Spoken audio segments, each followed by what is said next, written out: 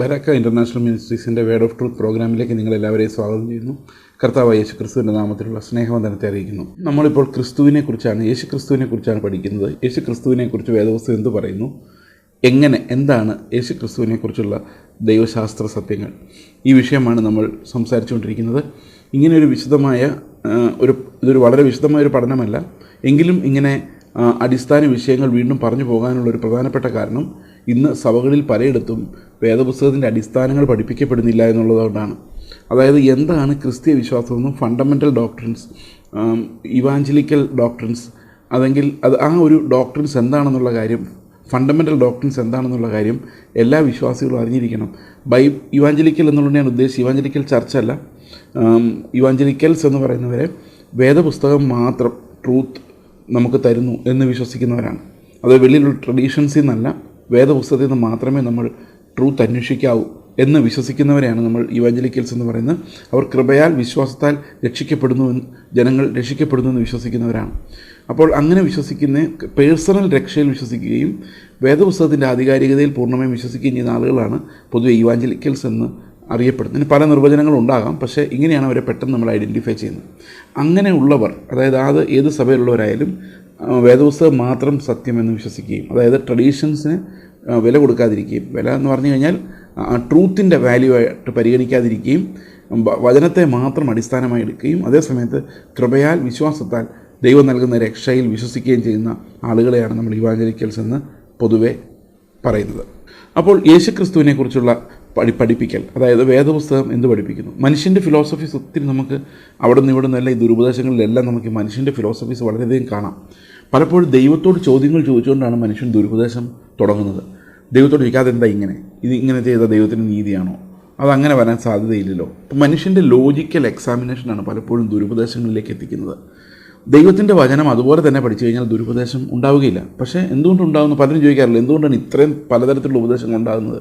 അവിടെയെല്ലാം മനുഷ്യൻ ചോദ്യങ്ങൾ ചോദിച്ച് ഹ്യൂമൻ റീസണിങ്, മനുഷ്യ യുക്തി കൊണ്ട് പല പ്രശ്നങ്ങൾക്ക് മറുപടി പറയാൻ ശ്രമിക്കുന്നതുകൊണ്ടാണ് വേദപുസ്തകം നമ്മളോട് സംസാരിക്കാൻ അനുവദിക്കാതെ നമ്മുടെ ആശയങ്ങൾ വേദപുസ്തകത്തിൽ കാണാൻ ശ്രമിക്കുമ്പോഴാണ് വളരെയധികം ദുരുപദേശങ്ങൾ ഉണ്ടാകുന്നത്. എപ്പോഴും വേദപുസ്തകം നമ്മോട് എന്തു പറയുന്നുള്ളത് ഒരു ബഹുമാനത്തോടെ, തകർന്ന ഹൃദയത്തോടെ നമ്മൾ കേൾക്കാൻ തയ്യാറാകണം. ചിലപ്പോൾ നമ്മുടെ ബുദ്ധിക്ക് ഒട്ടും ചേരുന്ന കാര്യങ്ങളായിരിക്കില്ല വചനം പറയുന്നത്, പക്ഷേ അവിടെ നമുക്ക് വേണ്ടത് ഹംബിൾനെസ് ആണ്. എങ്കിൽ മാത്രമേ വചനം മനസ്സിലാവുകയുള്ളൂ.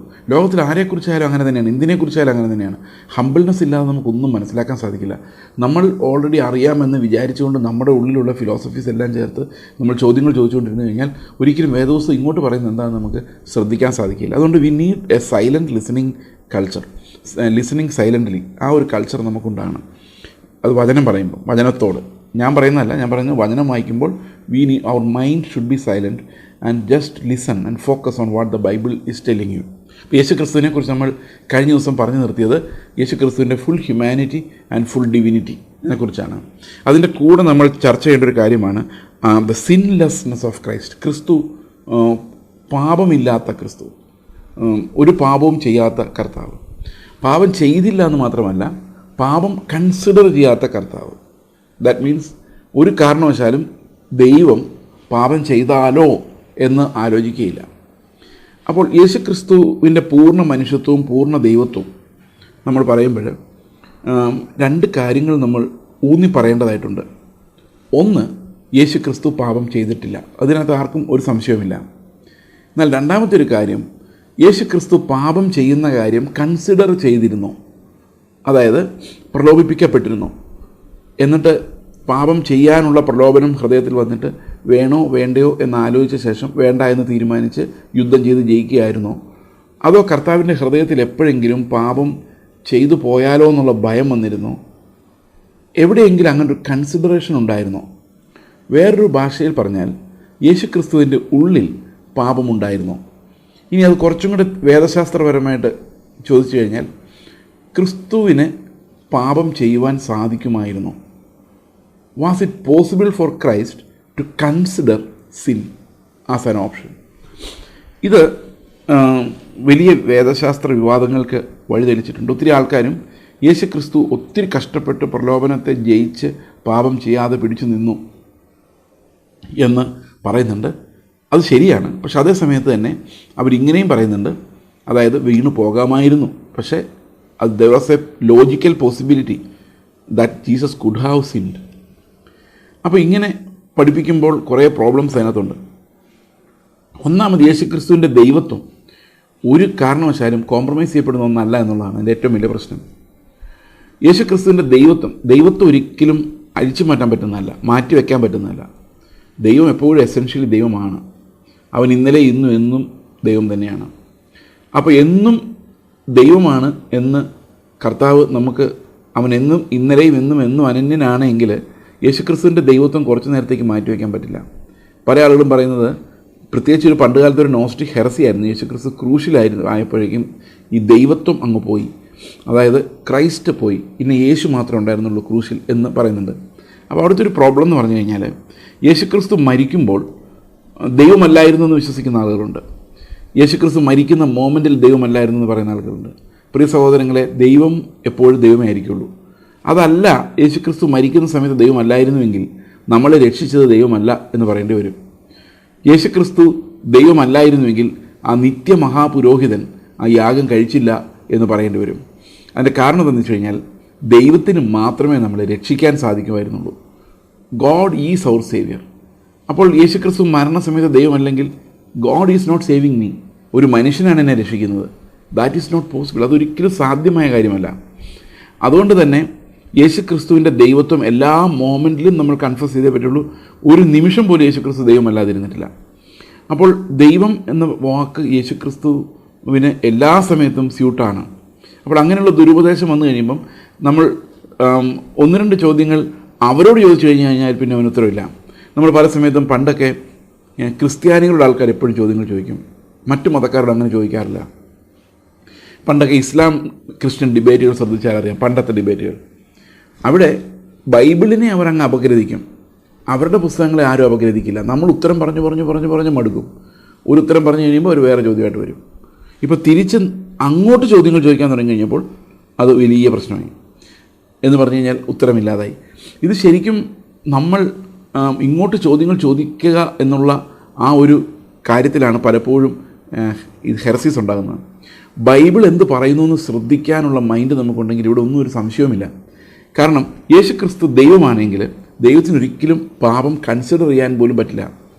യേശുക്രിസ്തു പൂർണ്ണ ദൈവം എന്നുള്ള കൺഫെഷൻ വേദപുസ്തകത്തിന് വളരെ വ്യക്തമാണ്. നമ്മൾ കഴിഞ്ഞ ആഴ്ചയിൽ ആ വിഷയത്തെക്കുറിച്ച് സംസാരിച്ചിരുന്നു. അപ്പോൾ പിന്നെ പല ആളുകളും ചോദിക്കുന്നൊരു ചോദ്യമുണ്ട്, എന്തുകൊണ്ടാണ് യേശുക്രിസ്തു പരീക്ഷണത്തിലൂടെ കടന്നുപോയത്? തെറ്റ് ചെയ്യുകയില്ല എന്ന് ഉറപ്പുണ്ടായിരുന്നുവെങ്കിൽ എന്തുകൊണ്ടാണ് യേശുക്രിസ്തുവിനെ പരീക്ഷിക്കപ്പെടാൻ വേണ്ടി ആത്മാവ് മരുഭൂമിയിലേക്ക് നടത്തിയത്? പ്രിയ സഹോദരങ്ങളെ, നമ്മൾ പലപ്പോഴും മനസ്സിലാക്കാതെ പോകുന്നൊരു കാര്യം, പരീക്ഷ എന്ന് പറയുന്നത് തോക്കുമോ ജയിക്കുമോ എന്നറിയാൻ വേണ്ടിയല്ല. എല്ലാ സമയത്തും അങ്ങനെയല്ല. പരീക്ഷ എന്ന് പറയുന്നത് തോക്കുകയില്ല എന്ന് തെളിയിക്കാൻ വേണ്ടിയും കൂടിയാണ്. യേശുക്രിസ്തുവിനെ സാത്താനാൽ പരീക്ഷിക്കപ്പെടാൻ വേണ്ടി ആത്മനിറവോടുകൂടി ദൈവത്തിൻ്റെ ആത്മാവ് മരുഭൂമിയിലേക്ക് നടത്തുമ്പോൾ ദൈവം ലോകത്തോട് പറയുന്നത്, ഇതാ എൻ്റെ പുത്രൻ, ഇവനിൽ ഞാൻ പ്രസാദിച്ചിരിക്കുന്നു എന്ന് പറയുന്നത് ഇറ്റ്സ് എ പെർമനൻറ്റ് ഡിക്രി.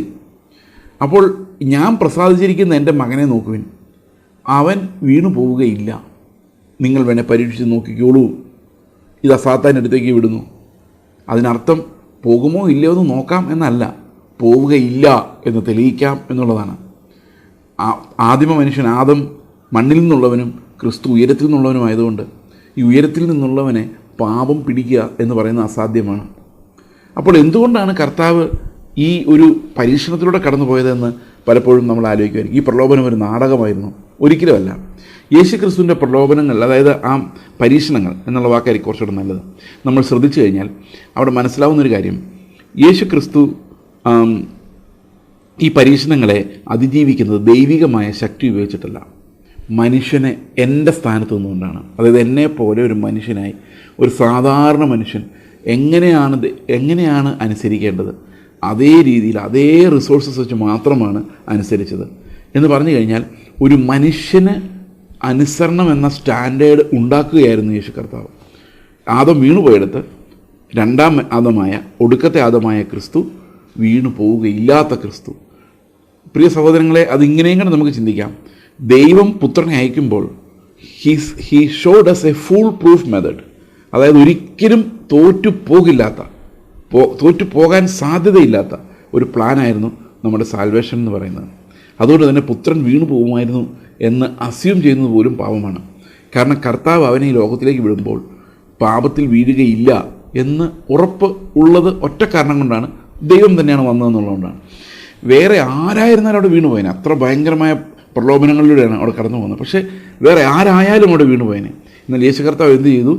ദൈവത്വത്തിലല്ല, മനുഷ്യത്വത്തിൽ തന്നെ, ഒരു പ്രലോഭനത്തിൽ പോലും വീഴാതെ മനുഷ്യത്വത്തിൽ തന്നെ അതിനെ എതിർത്ത് തോൽപ്പിച്ചു. പ്രിയ സഹോദരങ്ങളെ, സാത്താനെ ഒറ്റ വാക്കുകൊണ്ട് കർത്താവിന് ദൂരെ വിടാമായിരുന്നു. പക്ഷേ എൻ്റെ പ്രതിനിധിയായി എന്നെ ഓർത്തുകൊണ്ട് കർത്താവ് ആ പ്രലോഭനങ്ങളെ ജയിച്ചു. He set an example for us. കാരണം അതിനകത്ത് ദൈവികമായ ശക്തി ഉപയോഗിച്ചല്ല, എനിക്ക് കർത്താവ് തരുന്ന അതേ ആത്മശക്തി ഉപയോഗിച്ചാണ് കർത്താവ് സാത്താനെ നേരിട്ടത്. ഇപ്പോൾ പ്രലോഭനങ്ങളെ നേരിടുന്ന കാര്യത്തിൽ ഒരു കാര്യവും കൂടെ കർത്താവിൻ്റെ പ്രലോഭനങ്ങളെ സംബന്ധിച്ച് നമുക്ക് പറയേണ്ടതായിട്ടുണ്ട്. നമ്മുടെ പ്രലോഭനങ്ങളെല്ലാം ആന്തരികമാണ്. നമ്മുടെ അടുത്ത് ആരും സാത്താൻ വന്നൊന്നും പറയാറൊന്നുമില്ല. പക്ഷേ കർത്താവിൻ്റെ പ്രലോഭനങ്ങൾ ആന്തരികമായിരുന്നില്ല, ബാഹ്യമായിരുന്നു.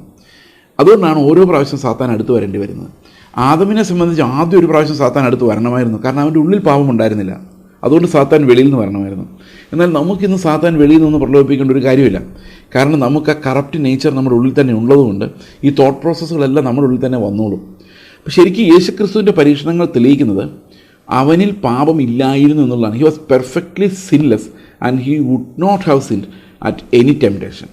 നമുക്ക് അതിന് ആധികാരികമായിട്ട് നമ്മളെല്ലാവരും കോട്ട് ചെയ്യുന്നൊരു വാക്യമുണ്ട്. ആ വാക്യം കൂടെ വായിച്ചാൽ മാത്രമേ ഇത് കംപ്ലീറ്റ് ആവുകയുള്ളൂ. നമുക്ക് എബ്രായ ലേഖനം 4-ാം അധ്യായത്തിൻ്റെ എബ്രായർ 4:15 നമുക്കുള്ള മഹാപുരോഹിതൻ നമ്മുടെ ബലഹീനതകളിൽ സഹതാപം കാണിപ്പാൻ കഴിയാത്തവനല്ല, പാപമൊഴികെ സർവ്വത്തിലും നമുക്ക് തുല്യമായി പരീക്ഷിക്കപ്പെട്ടവനത്രേ നമുക്കുള്ളത്. ഈ പാപമൊഴികെ സർവ്വത്തിലും പരീക്ഷിക്കപ്പെട്ടു എന്ന് പറഞ്ഞു കഴിഞ്ഞാൽ എന്താണ് അർത്ഥം? അപ്പോൾ ചില ആൾക്കാർ പറയും അങ്ങനെയല്ല, എല്ലാറ്റിലും നമുക്ക് തുല്യമായി കർത്താവ് പരീക്ഷിക്കപ്പെട്ടെങ്കിലും അവൻ പാപം ചെയ്തില്ല എന്നാണ് ആ വാക്യത്തിൻ്റെ അർത്ഥം എന്ന് പലരും വ്യാഖ്യാനിക്കാറുണ്ട്. ഞാനും അങ്ങനെയാണ് വിശ്വസിച്ചത്. കാരണം ഇത് മലയാളത്തിലൊരു ട്രാൻസ്ലേഷൻ മിസ്റ്റേക്ക് ആയിരിക്കുമെന്നാണ് ഞാൻ വിചാരിച്ചത്. പക്ഷേ പിന്നീട് എനിക്ക് മനസ്സിലായത് ലിറ്ററൽ ട്രാൻസ്ലേഷൻ ഫിലോസഫി ഫോളോ ചെയ്യുന്ന ബൈബിളുകൾ, അതായത് വേർഡ് ബൈ വേർഡ്, വാക്ക് ട്രാൻസ്ലേറ്റ് ചെയ്യുന്ന ബൈബിളുകൾ, അതായത് English standard version, King James version, ഇങ്ങനെയുള്ള ബൈബിളുകളിൽ മലയാളത്തിൽ എങ്ങനെയാണോ അങ്ങനെ തന്നെയാണ്. എന്നാൽ കുറച്ച് വ്യാഖ്യാനം കൂടെ കലർത്തി ട്രാൻസ്ലേറ്റ് ചെയ്യുന്ന NIV പോലെയുള്ള ബൈബിളുകളിൽ അത് വ്യത്യാസമായിട്ടാണ് കൊടുത്തിരിക്കുന്നത്.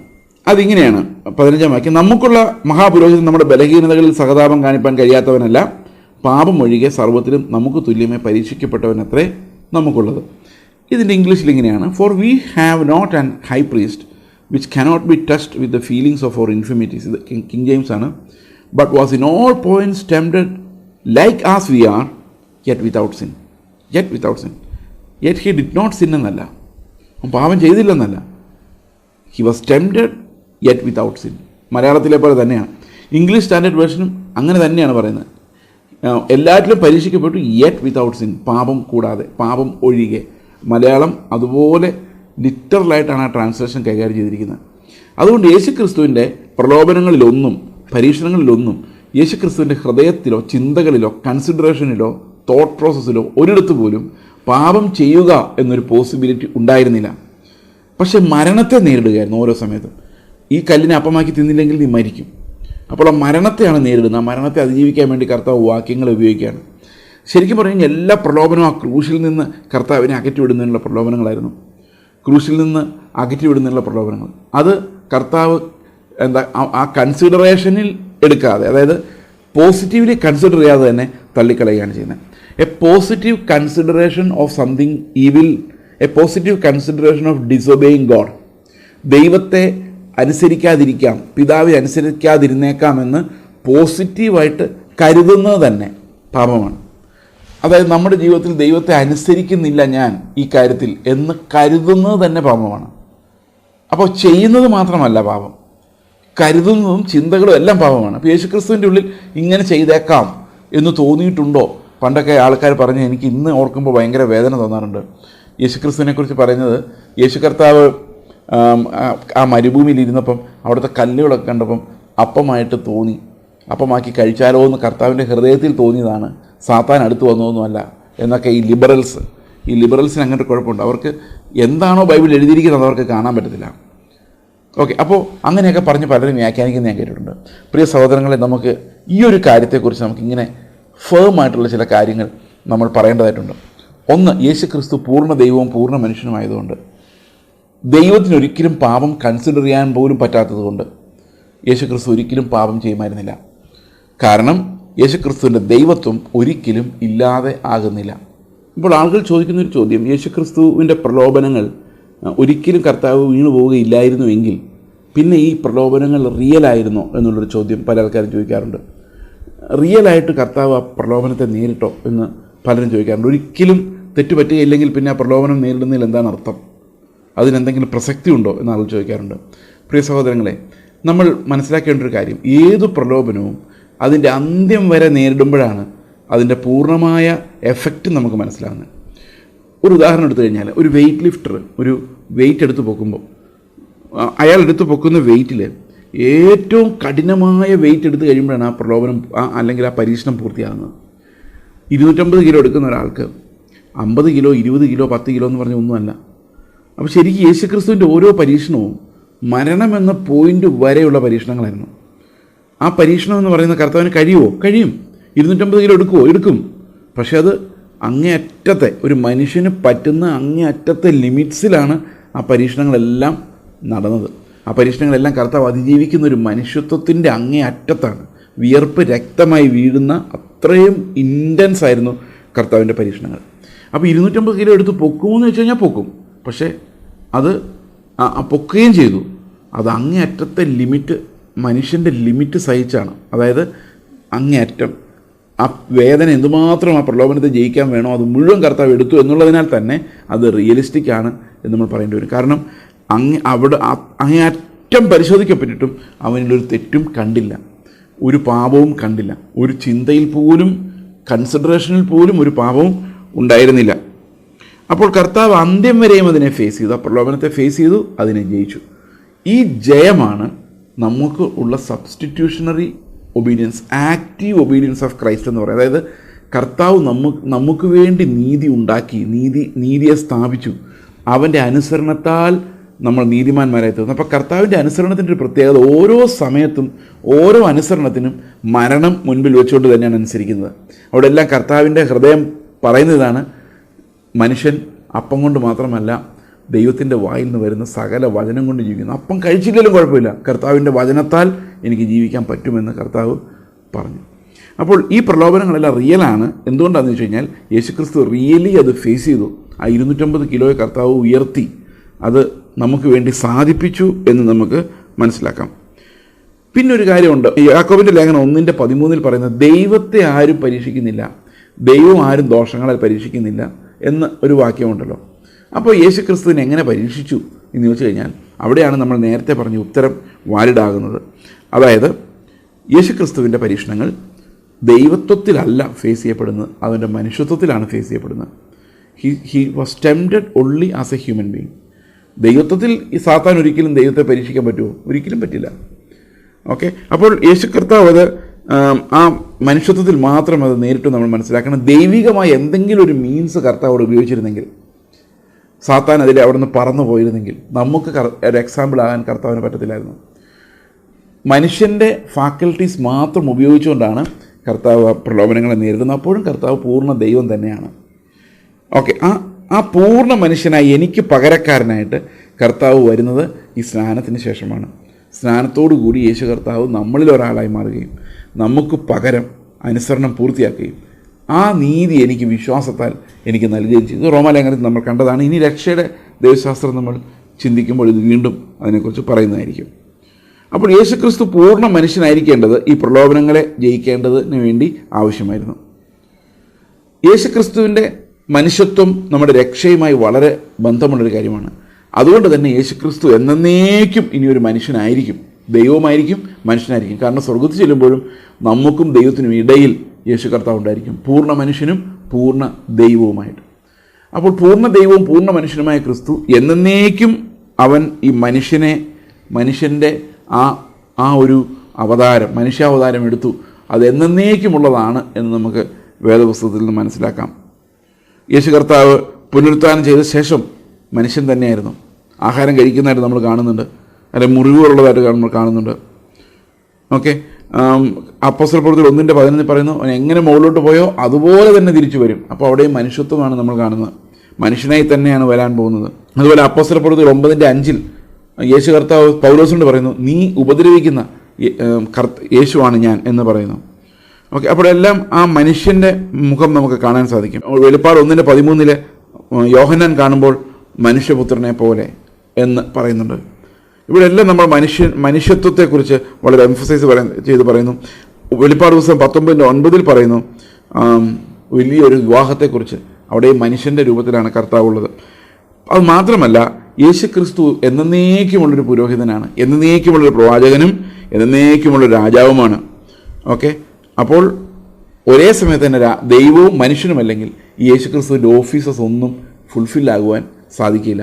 അപ്പോൾ ദുരുപദേശങ്ങൾ പലതരത്തിൽ വരുന്നു എന്നുള്ളതുകൊണ്ടാണ് നമ്മൾ ഈ കാര്യങ്ങൾ ഊന്നി പറയുന്നത്. ഓക്കെ, അപ്പോൾ യേശു ക്രിസ്തുവിന് പാപം ചെയ്യാൻ കഴിയുകയില്ലായിരുന്നു, പക്ഷേ അവൻ നമുക്ക് നല്ല മാതൃകയായിരുന്നു. കാരണം മനുഷ്യത്വത്തിൽ തന്നെയാണ് അവൻ 250 കിലോ, ഞാനൊരു എക്സാമ്പിൾ പറഞ്ഞാണ്, വെയിറ്റ് ഉയർത്തിയത്. അതായത് പറ്റുന്നതിൻ്റെ അങ്ങേറ്റം ഉയർത്തിയത്. അത് നമുക്ക് വേണ്ടി ഉള്ള കർത്താവിൻ്റെ ആക്റ്റീവ് ഒബീഡിയൻസ് ആയിരുന്നു. യേശു കർത്താവ് നമുക്ക് വേണ്ടി ഒരു നീതിയെ സൃഷ്ടിക്കുകയായിരുന്നു, രൂപപ്പെടുത്തുകയായിരുന്നു. ഓക്കെ, നമ്മൾ യേശു ക്രിസ്തുവിൻ്റെ ദൈവത്വത്തെക്കുറിച്ചും മനുഷ്യത്വത്തെക്കുറിച്ചും നമ്മൾ സംസാരിച്ചു കഴിഞ്ഞു. അപ്പോൾ അനേകം തെളിവുകൾ വേദപുസ്തകത്തിൽ യേശു ക്രിസ്തുവിൻ്റെ ഓംനി പ്രസൻസ്, സർവ്വവ്യാപിത്വത്തെക്കുറിച്ചും സർവശക്തിയെക്കുറിച്ചും ഒക്കെ അനേകം വാക്യങ്ങളുണ്ട്. യേശു ക്രിസ്തുവിന് പിതാവായ ദൈവത്തിന് കൊടുക്കുന്ന എല്ലാ ആട്രിബ്യൂട്ട്സും യേശുക്രിസ്തുവിനുള്ളതായിട്ട് നമ്മൾ കാണുന്നുണ്ട്. അതുപോലെ സ്തുതിയും ആരാധനയും സ്വീകരിക്കുന്നതായിട്ട് കാണുന്നുണ്ട്. യേശുക്രിസ്തു ദൈവമല്ലെങ്കിൽ സ്തുതിയും ആരാധനയും സ്വീകരിക്കാൻ സാധിക്കില്ല. നമുക്ക് വീണ്ടെടുക്കപ്പെട്ട ശേഷം സ്വർഗത്തിൽ ചെന്നിട്ട് പുത്രനെ ആരാധിക്കണമെങ്കിൽ പുത്രൻ ദൈവമായിരിക്കണം. കുഞ്ഞാടിന് മുമ്പിൽ വണങ്ങണമെങ്കിൽ നിങ്ങൾക്കറിയാമോ, ദൂതന്മാർ ഒരിക്കലും സൃഷ്ടിതാവിൻ്റെ മുമ്പിലല്ലാതെ ആരുടെ മുമ്പിലും വണങ്ങിയില്ല. യേശുക്രിസ്തുവിൻ്റെ മുമ്പിൽ അവർ വണങ്ങുന്നുണ്ടെങ്കിൽ, വീണ് നമസ്കരിക്കുന്നുണ്ടെങ്കിൽ, ആരാധിക്കുന്നുണ്ടെങ്കിൽ ദൈവമായിരിക്കണം. കാരണം നിൻ്റെ ദൈവമായ കർത്താവ് ഏക കർത്താവാകുന്നു. ആ കർത്താവ് അല്ലാതെ വേറൊരു ദൈവം നിനക്കുണ്ടാകരുതെന്ന് പറഞ്ഞു കഴിഞ്ഞാൽ അതിനർത്ഥം തീർച്ചയായിട്ടും യേശുക്രിസ്തു ദൈവമാണ് എന്ന് തന്നെയാണ്. അപ്പോൾ ആ കാര്യം ഇവിടെ ഊന്നി പറയുന്നൊരു കാര്യമുണ്ട്. അതുപോലെ യേശുക്രിസ്തുവിൻ്റെ ദൈവത്വത്തെ സൂചിപ്പിക്കുന്ന അനേകം വാക്യങ്ങൾ, ഈ ആലയം പൊളിക്കും, ഞാൻ 3 ദിവസം കൊണ്ട് ഇതിനെ പണിയും എന്ന് പറയുന്ന കർത്താവിൻ്റെ അത്ഭുതകരമായ ദൈവികമായ ശക്തിയെക്കുറിച്ച് തന്നെയാണ് പറയുന്നത്. അനേകം വാക്യങ്ങൾ നമുക്കങ്ങനെ കാണുവാൻ സാധിക്കും. കർത്താവ് വർഷിപ്പ് ചെയ്യപ്പെടുവാൻ, അതായത് ആരാധിക്കപ്പെടുവാൻ യോഗ്യനാണെന്ന് വെളിപ്പാട് പുസ്തകം 19:10 നമ്മൾ കാണുന്നു. ഫിലിപ്പിയർ 2:9 മുതൽ 11 വരെയുള്ള വാക്യങ്ങളിൽ നമ്മൾ കാണുന്നു യേശുക്രിസ്തുവിനെ ദൈവമെന്ന്, കർത്താവെന്ന് എല്ലാ നാവും കൺഫസ് ചെയ്യും, എല്ലാ മുട്ടും അവൻ്റെ മുമ്പിൽ മടങ്ങും, എല്ലാവരും അവനെ വണങ്ങുമെന്ന് കാണുന്നുണ്ട്. ഇവിടെ എല്ലാം ദൈവത്വത്തെക്കുറിച്ചാണ് എംഫസൈസ് ചെയ്ത് പറയുന്നത്. ഓക്കെ, ഇനി ഇതിനകത്ത് നമ്മൾ കാണുന്ന ഒരു പ്രധാനപ്പെട്ട കാര്യം, യേശുക്രിസ്തു ഭൂമിയിൽ മനുഷ്യനായി വന്നപ്പോൾ ദൈവത്വത്തിൻ്റെ ഏതെങ്കിലും ഒരു ആട്രിബ്യൂട്ട് ഉപേക്ഷിച്ചിരുന്നോ എന്നുള്ളതാണ്. ഒരു കാരണവശാലും ദൈവത്തിൻ്റെ ഒരു ആട്രിബ്യൂട്ട് ഒരിക്കലും ഉപേക്ഷിക്കാൻ സാധിക്കില്ല. എന്നാൽ ഉപയോഗിക്കാതിരിക്കാൻ സാധിക്കും. അത് ദൈവത്തിൻ്റെ ചോയ്സാണ്, ഏതെങ്കിലും ഒരു ആട്രിബ്യൂട്ട് ഉപയോഗിക്കുന്നുണ്ടോ ഇല്ലയോ എന്നുള്ള കാര്യം. ഒരു എക്സാമ്പിൾ പറഞ്ഞു കഴിഞ്ഞാൽ, ഓംനി പ്രസൻ്റ് ആയിട്ടുള്ള ദൈവത്തിന് എല്ലായിടത്തും ഒരേ സമയത്ത് നിൽക്കാൻ പറ്റും. പക്ഷേ കർത്താവ് അങ്ങനെ ചെയ്യുന്നില്ല. ഒരു ഫൈനൈറ്റ് ബോഡിയിലേക്ക് തന്നെ വിധേയപ്പെടുത്തുന്നു. അതുപോലെ തന്നെ ദാഹിക്കുമ്പോൾ, വിശക്കുമ്പോൾ വേണമെങ്കിൽ വിശപ്പ് മാറട്ടെ എന്ന് പറഞ്ഞാൽ മതി, വിശക്കേണ്ട കാര്യം പോലുമില്ല. പക്ഷേ ഒരു മനുഷ്യനെന്നുള്ള നിലയിൽ വിശക്കുന്നു. അതായത് ഈ ആട്രിബ്യൂട്ട്സ് ഉപയോഗിക്കേണ്ട, ദൈവികമായ കഴിവുകൾ ഉപയോഗിക്കേണ്ട മനുഷ്യനെ പ്രതി എനിക്ക് പകരക്കാരനാകാൻ വേണ്ടി, എന്നെ സഹായിക്കാൻ വേണ്ടി അങ്ങനെ ഉപയോഗിക്കേണ്ട എന്ന് കർത്താവ് തീരുമാനിക്കുന്നു. അപ്പോൾ ഇത് ഉപയോഗിക്കേണ്ട തീരുമാനിക്കുമ്പോഴും ആ ആട്രിബ്യൂട്ട്സ് ഒന്നും ഇല്ല എന്നതിനർത്ഥമില്ല. അതുകൊണ്ടാണ് പീലാത്തോസിനോട് പറയുന്നത്, എനിക്ക് വേണ്ടി ഒരു ലെഗിയോൻ വന്ന്, സൈന്യം വന്ന് നിങ്ങളുടെ യുദ്ധം ചെയ്യാൻ സാധിക്കും ഒരു വാക്ക് പറഞ്ഞാൽ. പക്ഷേ വേണ്ട, കർത്താവ് എല്ലാ സമയത്തും ആ മനുഷ്യൻ പൂർണ്ണ മനുഷ്യനായിട്ട്, സൺ ഓഫ് മാൻ, മനുഷ്യപുത്രൻ എന്ന് സ്വയം പറഞ്ഞുകൊണ്ട് എല്ലാ സമയത്തും മനുഷ്യനായിട്ടാണ് ജീവിച്ചത്. 33 വർഷവും മനുഷ്യനായിട്ടാണ് ജീവിച്ചത്. അവൻ്റെ സ്വന്തം നാട്ടിൽ ചെന്ന് കഴിഞ്ഞപ്പോൾ ആർക്കും കർത്താവിനെ വിശ്വാസമില്ലായിരുന്നു. കാരണം മറ്റ് ദേശത്ത് നിന്ന് കഴിഞ്ഞപ്പോഴേക്കും ഭയങ്കര അത്ഭുതങ്ങളും വെളിപ്പാടുകളും മിറക്കിൾസും എല്ലാം കണ്ടപ്പോൾ ആളുകൾ യേശുക്രിസ്തുവിനെ വിശ്വസിച്ചു. എന്നാൽ സ്വന്തം നാട്ടിൽ ചെന്നപ്പോൾ ഇവൻ തച്ചൻ്റെ മകനല്ലയോ, അത് നമ്മുടെ അടുത്ത്, കാരണം അവർ പൂർണ്ണ മനുഷ്യനായിട്ടാണ് കർത്താവിനെ കണ്ടത്. കർത്താവ് അങ്ങനെ തന്നെ വില കൊടുത്ത് ഒരു മനുഷ്യനായി കഷ്ടം സഹിക്കാൻ തീരുമാനിച്ചു എന്ന് വേദപുസ്തകത്തിൽ കാണുന്നുണ്ട്. അവൻ മനുഷ്യപുത്രൻ എന്ന് വിളിക്കപ്പെടുവാൻ ആഗ്രഹിച്ചു, നമ്മളിൽ ഒരാളെ പോലെ ആകാൻ ആഗ്രഹിച്ചു. അതിൻ്റെ കാരണം എന്താണെന്ന് വെച്ച് കഴിഞ്ഞാൽ അങ്ങനെ മാത്രമേ നമുക്ക് രക്ഷ കൊണ്ടുവരാൻ, നീതി കൊണ്ടുവരാൻ കർത്താവിന് കഴിയുമായിരുന്നുള്ളൂ. അതുകൊണ്ട് യേശുക്രിസ്തുവിൻ്റെ മനുഷ്യത്വവും ദൈവത്വവും പൂർണ്ണ അർത്ഥത്തിൽ മനസ്സിലാക്കേണ്ടത് നമുക്ക് ആവശ്യമാണ്.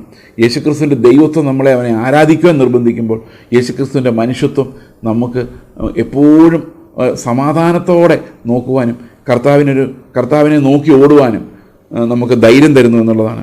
അപ്പോൾ കർത്താവിന് നമുക്ക് വളരെ അപ്രോച്ചബിളായി എൻ്റെ അടുത്തിരിക്കുന്ന ഒരാളായിട്ട് എനിക്ക് അനുഭവിക്കാൻ കഴിയുന്നുള്ളതാണ് ഈ മനുഷ്യത്വത്തിൻ്റെ പ്രത്യേകത. ഇപ്പോൾ യേശുക്രിസ്തുവിൻ്റെ ദൈവത്വവും മനുഷ്യത്വവും ഒരുപോലെ നമുക്ക് ലിബറേറ്റീവാണ്, നമ്മളെ രക്ഷിക്കുവാൻ ആവശ്യമാണ്. Jesus should have been God and man at the same time. നമ്മളെ രക്ഷിക്കുവാൻ യേശുക്രിസ്തുവിൻ്റെ ദൈവത്വവും മനുഷ്യത്വവും ഒരുപോലെ വർക്ക് ചെയ്താലേ സാധിക്കുള്ളൂ. എന്തെങ്കിലും ഒരു ക്രിസ്റ്റോളജിക്കൽ ഹെർസി, അതായത് യേശുക്രിസ്തുവിനെ കുറിച്ചുള്ള ദുരുപദേശങ്ങളെ ക്രിസ്റ്റോളജിക്കൽ ഹെർസീസ് എന്നാണ് പറയുന്നത്. ഏതെങ്കിലും ഒരു യേശുക്രിസ്തുവിനെ കുറിച്ചുള്ള പഠിപ്പിക്കലിൽ വ്യത്യാസമുണ്ടായിക്കഴിഞ്ഞാൽ, യേശുക്രിസ്തുവിൻ്റെ ദൈവത്വത്തെയോ മനുഷ്യത്വത്തെയോ ചോദ്യം ചെയ്ത് കഴിഞ്ഞാൽ നമുക്കൊരു കാരണവശാലും രക്ഷ വിശദീകരിക്കാൻ സാധിക്കില്ല. ബൈബിളിലെ അനേകം അധ്യായങ്ങൾ നമുക്ക് ഇരുണ്ടുപോകും. അവിടെയെല്ലാം നമ്മൾ തർക്കുത്തരങ്ങളും തത്വശാസ്ത്രവും കൊണ്ടുവരേണ്ടി വരും എക്സ്പ്ലെയിൻ ചെയ്യാൻ വേണ്ടി. അതുകൊണ്ട് യേശുക്രിസ്തുവിൻ്റെ ദൈവത്വം എന്ന് പറയുന്നതും മനുഷ്യത്വം എന്ന് പറയുന്നതും വേദപുസ്തകത്തിൽ വളരെ വ്യക്തമായി അതിൻ്റെ ആട്രിബ്യൂട്ട്സ് സഹിതം, ഗുണവിശേഷങ്ങൾ സഹിതം വ്യക്തമാക്കപ്പെട്ടിട്ടുള്ള കാര്യമാണ്. അതുകൊണ്ട് പ്രിയ സഹോദരങ്ങളെ, വിവിധങ്ങളായ ഫേസ്ബുക്ക് ഉപദേശികളാൽ വഞ്ചിക്കപ്പെടാതിരിക്കുക. കാരണം പലപ്പോഴും തെറ്റായ ഉപദേശങ്ങൾ നമ്മുടെ രക്ഷയുടെ അടിസ്ഥാനത്തിൽ നിന്ന് ഇളക്കിക്കളയുന്ന രീതിയിൽ, അതായത് കഴിയുമെങ്കിൽ വൃദ്ധന്മാരെ തെറ്റിക്കുന്ന രീതിയിലുള്ള പലതരം ഫിലോസഫീസ് ലോകമെമ്പാട് സ്പ്രെഡാകുന്നതുകൊണ്ട്, സത്യോപദേശം കണ്ടെത്താൻ കഴിയാത്തതുകൊണ്ട് പ്രിയ സഹോദരങ്ങളെ, ഈ വേദപുസ്തകത്തിലേക്ക് മടങ്ങി വരാനും വേദപുസ്തകത്തിൽ നിന്ന് ചിന്തിക്കുവാനും ദൈവം നിങ്ങൾ ഓരോരുത്തരെയും സഹായിക്കുമാറാകട്ടെ എന്ന് പ്രാർത്ഥിക്കുന്നു. നമുക്ക് പ്രാർത്ഥിക്കാം. ഞങ്ങളുടെ സ്വർഗ്ഗസ്ഥ പിതാവേ, പൂർണ്ണ മനുഷ്യനും പൂർണ്ണ ദൈവവുമായ കർത്താവ്, ഞങ്ങൾക്ക് വേണ്ടി ഏക മധ്യസ്ഥനായി, ഞങ്ങളുടെ വേദനകളെല്ലാം അറിയുന്ന കർത്താവ്, ഞങ്ങൾക്ക് വേണ്ടി ഏക മധ്യസ്ഥനായി പിതാവിന് മുമ്പിൽ നിൽക്കുന്നു. പിതാവിന് മുമ്പിൽ കർത്താവെ പൂർണ്ണ അവകാശത്തോടെ മകനായി തന്നെ പുത്രനായി തന്നെ എനിക്കും പോയി നിൽക്കുവാൻ കർത്താവെ അങ്ങയുടെ ആ മധ്യസ്ഥത ദൈവമേ എനിക്കും പ്രയോജനകരമായി തീർന്നുവെന്ന് ഞാൻ വിശ്വസിക്കുന്ന കർത്താവെ, യേശുക്രിസ്തുവിൽ വിശ്വസിക്കുന്ന ആരും ലജ്ജിച്ച് പോവുകയില്ല എന്ന് ഞങ്ങൾ അറിയുന്നു. പൂർണ്ണ ദൈവവും പൂർണ്ണ മനുഷ്യനുമായി ഞങ്ങളുടെ മുമ്പിൽ രക്ഷകനായ കർത്താവ് ആരാധിക്കപ്പെടുന്നത് കർത്താവെ ഞങ്ങൾ മനസ്സിലാക്കുന്നു. ആരാധനയിലേക്ക് ഞങ്ങളെയും അവിടുന്ന് ക്ഷണിച്ചിരിക്കാൻ സ്തോത്രം. പുത്രനും ഞങ്ങൾ പൂർണ്ണമായ മഹത്വം കൊടുത്ത് അവനെ ആരാധിക്കുന്നു. കർത്താവായ യേശുക്രിസ്തുവിൻ്റെ നാമത്തിൽ തന്നെ ആമേൻ. കാണുന്നതെല്ലാം താൽക്കാലികം, കാണാത്തതൊന്നുണ്ട് നിത്യമായത്. കാണുന്നതെല്ലാം താൽക്കാലികം, കാണാത്തതൊന്നുണ്ട് നിത്യമായത്. പ്രാപിപ്പാനായി ഞാൻ ഓടിടുന്നു, ശക്തി പകരണേ പൊന്നുനാഥ. പ്രാപിപ്പാനായി ഞാൻ ഓടിടുന്നു, ശക്തി പകരണേ പൊന്നുനാഥ. കാണുന്നതെല്ലാം താൽക്കാലികം, കാണാത്തതൊന്നുണ്ട് നിത്യമായത്.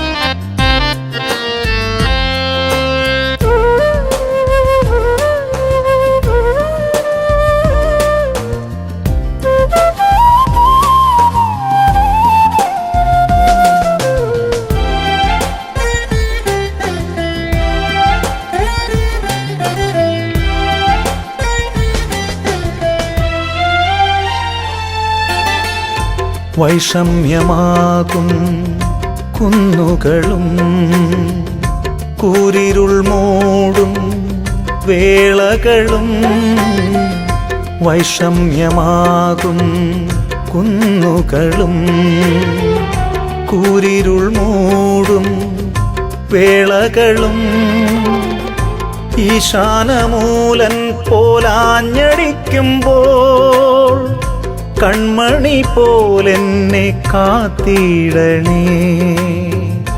ഈശാനമൂലൻ പോലാഞ്ഞടിക്കുമ്പോൾ